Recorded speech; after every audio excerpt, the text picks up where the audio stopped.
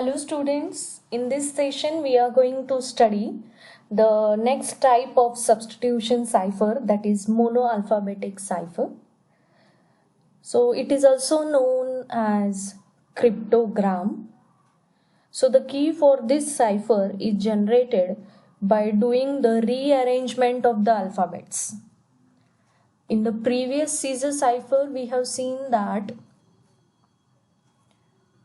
there were shift of some positions, and whatever the element occur at that shift position, we used to replace the with that element. But here the key for this cipher is generated by doing some of the rearrangement of the alphabets. So this rearrangement will totally depend on us. So these different alphabets are then substituted for the alphabets in the plain text. So the result is your ciphertext. So the same key is used to generate the plain text from the ciphertext. That means for decryption process. So the monoalphabetic cipher can be a permutation of the 26 alphabetic characters. So there can be 4 into 10 raised to 26 possible keys. So this large number of keys help to eliminate the brute force attack. Now, in this example, we have taken these alphabets where the first row here represent as the plain text. These are the alphabets which can occur in the plain text. So therefore I have mentioned here as plain text.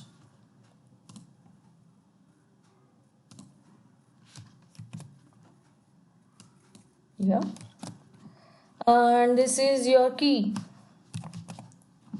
So this key can be any rearrangement of alphabets according to your wish.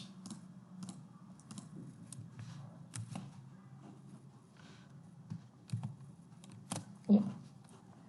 So for A, I am allocating P, for B, H, for C, V, for D it is E, for E it is S. So in this way, for Z it is U. You're going to keep it in mind that there should not be a repetition of rearrangement of alphabets. Okay. So now suppose we have a plain text. For example, our plain text is "We are the best."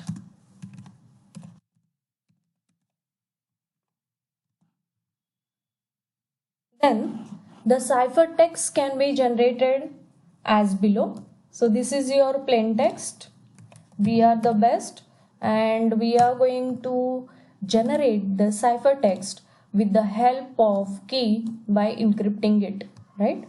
So refer this table. Yeah, refer these two tables for converting this plain text into ciphertext. Okay. So for W we have K, right? For W we have K, right? For E we have S, this one, right? For A we have P, this one. For small r we have L. Next, for again E we have S, this one. For small t we have M. Next, for H we have Y. For again E we have S, right? This one. For again B we have H. Again E has occurred. So E has occurred 4 times here, right? For S it is W. For T it is M. T has occurred twice and E has occurred 4 times, right? So this is our cipher text. This is our cipher text. It is meaningless and also a very difficult to the attacker to break as compared to the Caesar cipher, right? But when we do the cryptanalysis of these monoalphabetic ciphers, then it is easy, as the ciphertext reflects the frequency count of the original message. So in this example, S is occurring, this one, S is occurring 4 times as compared to the other letters. So if we study the frequency analysis of the English letters, we observe that some letters such as E, A, I occurs more than letters like J, Z and X. So this frequency analysis of the English language is used to perform the cryptanalysis. So therefore, monoalphabetic cipher is not more secure. Okay, so let's try to solve another one example.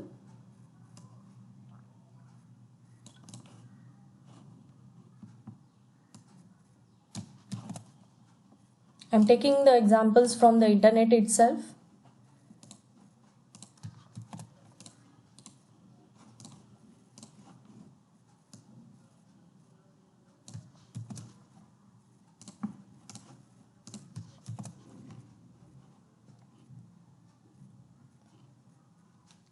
Now let's copy all these things.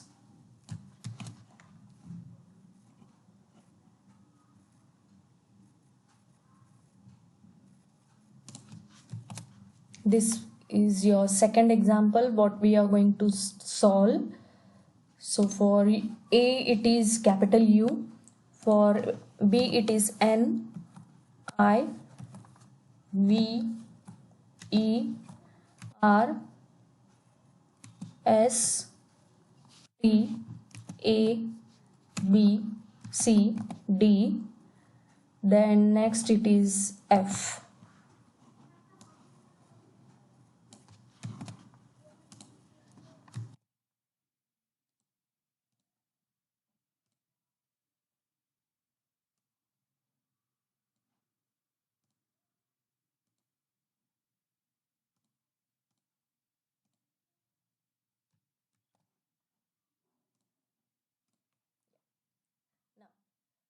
After that, after F it is G, H, I, J, K, L, M, N, O, P, Q.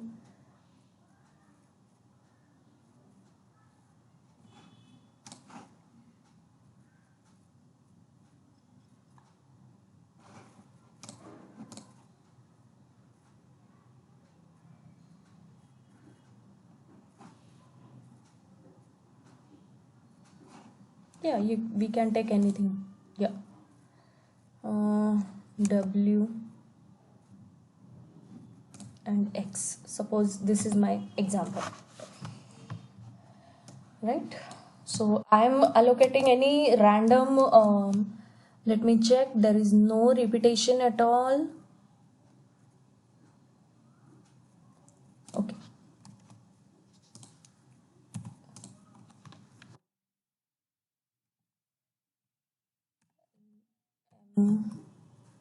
N, O, the next is P, Q,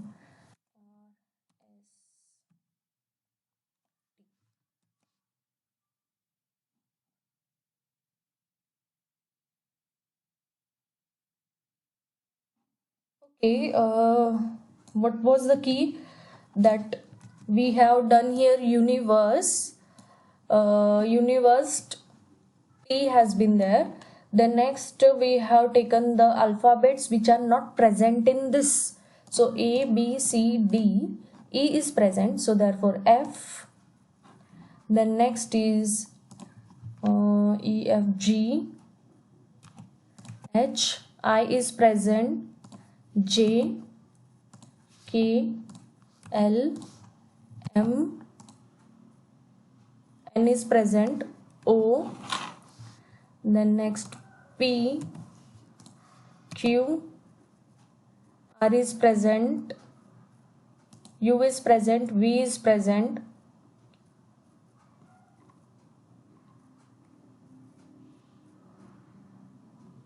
S is present,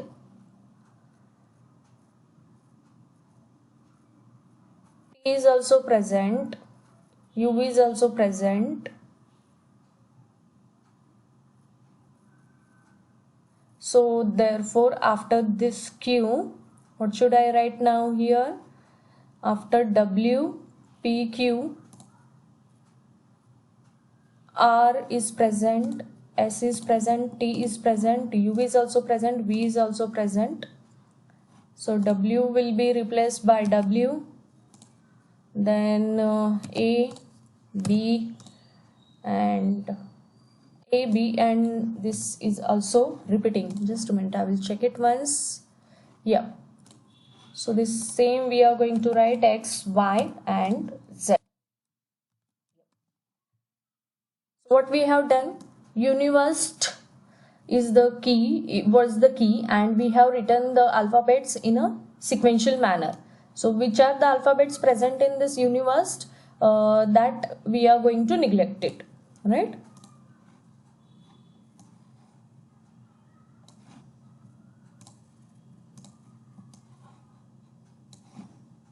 Yeah.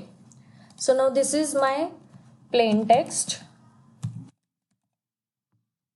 and we are going to generate the ciphertext for this respective plain text. Okay, so it can be E means capital E again, N is G, capital G, E is capital E. Then next N, this one, this N is here, so therefore replaced by G. Then next G should be replaced by capital S, so I should write here capital S. Now this L is here, so it should be replaced by D. Then next is I, this one, this is I, so I should be replaced by capital A, right? So ENGLI is replaced by EGSDA. This is your ciphertext.